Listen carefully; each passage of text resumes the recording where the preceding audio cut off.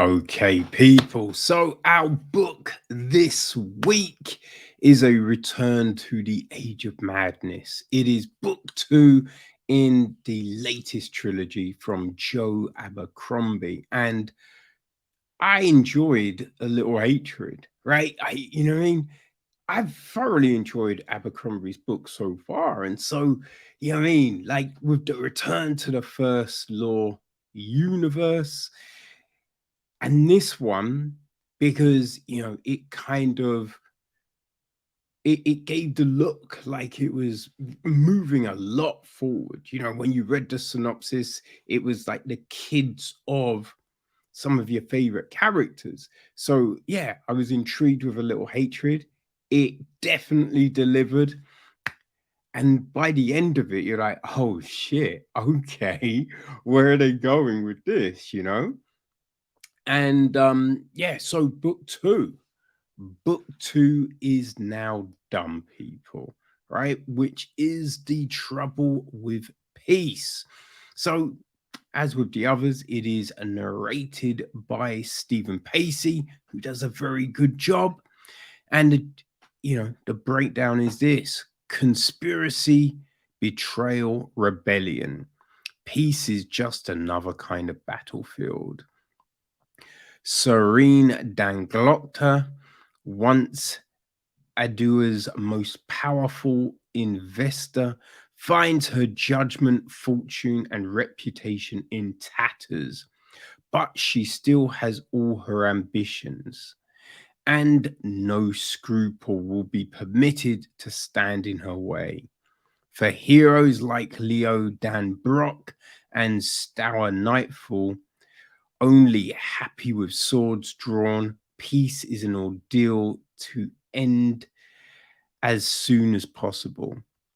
But grievances must be nursed, power seized, and allies gathered first. With Ricker must While Ricker must master the power of the long eye before it kills her. Unrest worms into every layer of society. The breakers still lurk in the shadows, plotting to free the common man from his shackles, while noblemen bicker for their own advantage. Also struggles to find a safe path through the maze of knives that is politics, only for his enemies and his debts to multiply. The old ways are swept aside, and the old leaders with them.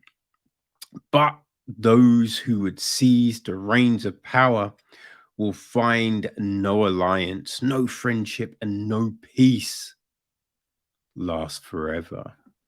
So remember, at the end of book one, you had Stour take control of the North, which was like, oh shit, right?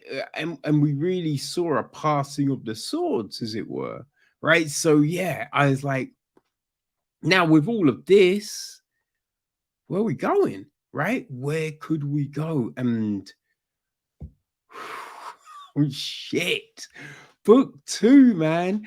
It's like it takes you on this journey, and it really affirms a lot of things, because I feel in book one, as I said, look, there was a lot of people trying to live up to reputations, and in this we really have these characters trying to forge their own paths. Now, not all of them do it very smartly, right? Some people are just, oh my gosh, right? Doing silly shit, right? I think with Savine, I mean, Savine is a little rough, finding out you've been fucking your brother.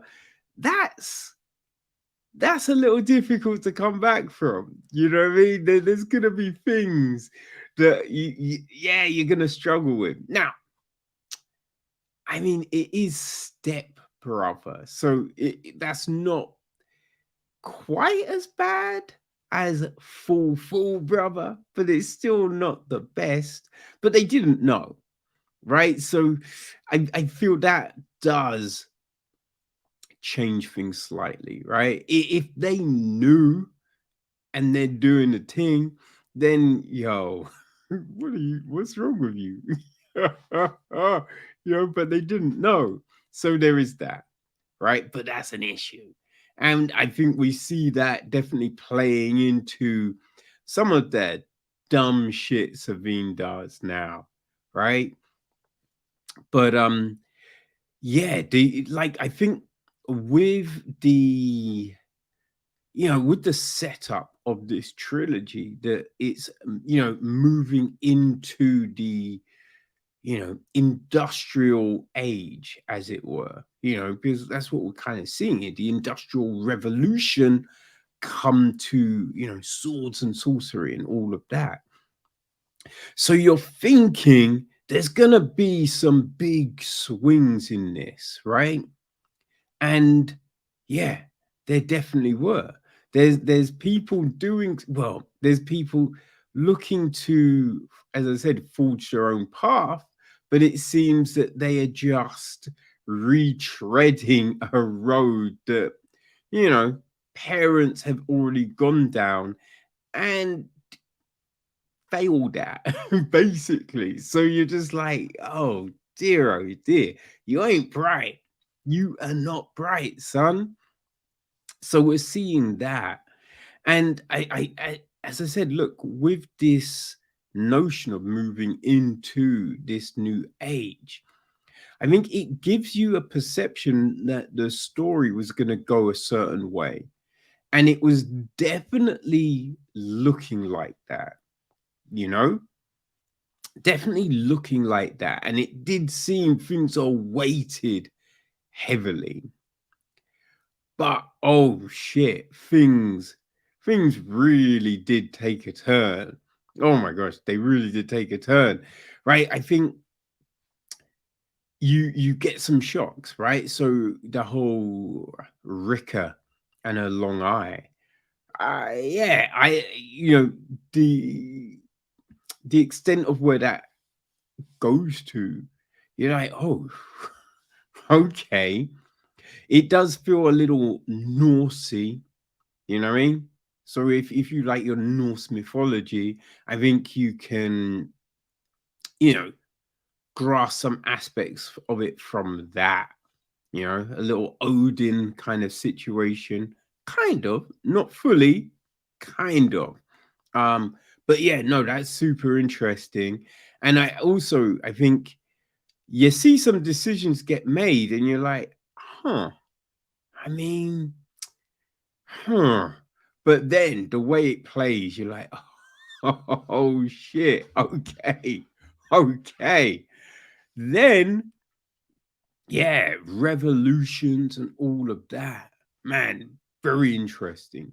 Very interesting with everything that goes down. And yeah, it definitely, I think it ends surprisingly, right? I kind of assumed, as I said, it was going to go one way. And then the way all of that ended, you're like, huh, okay. And I will admit, I forgot, right? I forgot about one aspect that got mentioned earlier on in the book. So then when we got to the end, which really shook up the apple cart, that is an expression. It is shake up the apple cart. I feel that is the expression, right? But boy, man, the ending, and you're just like, oh, fuck. Okay. And then you're just like, of course, because that got mentioned. And yeah, we never saw it play out. So that's what was going down. Okay. Fuck. And yeah, you are, man, like as I said, the last third of the book, some big crazy shit goes down across the board, man, across the board, across all the continents and whatnot. But yeah, the very end, you're just like, Oh shit, I did not. Like some of the other stuff, maybe you could have thought, oh, that's a possibility. But yo, the end, nah, didn't see that one coming at all. But I liked it. I liked it. And it definitely creates something very interesting for book three. Oh, it really does. And yeah, I think this story, look, it's just really evolving in a interesting way, and it's taking something that you think, right, you think you know where it's going, and just really just, man, shaking things in a fun ass way that just, when you actually think about it, you'd be like, yeah, that character would do that shit. Of course they would do that. And some of the characters are doing things that, we haven't seen them do in this series, but we might have seen them do similar shit earlier on in this whole kind of universe, as it were. So it's just, yeah, super fucking fun, people. Super fucking fun. So yeah, very much enjoyed this entry and cannot wait to see what Abercrombie does with book three. Right? Book three, which is what is book three? Book three is The Wisdom of Crowds. So yeah, how's he going to end it? Right? Because I imagine this will lead into, more tales in the universe. But yeah, where's it going to go? Because, man, loyalty is a fickle fucking thing. But I also think, you know, there's gonna be some crazy shit that we see in book three. Because as I said, look, there's stuff that you see and you think, boy, I did not see that coming, especially the end. I feel that, yeah, we're just gonna get more of that. More of that. And then also there's characters like where where we've seen things kind of end here, you're just kind of pondering like, oh fuck, so where do they go now, right? What does this mean for the north? What does this mean for Adua, right? Does Baez, you know does he have something to say in book three? Who the fuck knows? But boy, I am ready for it, people. I really am. So yeah, if you enjoyed book one, I mean, if you've just enjoyed Abercrombie's books as a whole, this one, hey, it's not gonna let you down, people. Trust me. So yeah, go check it out and be prepared to get shot.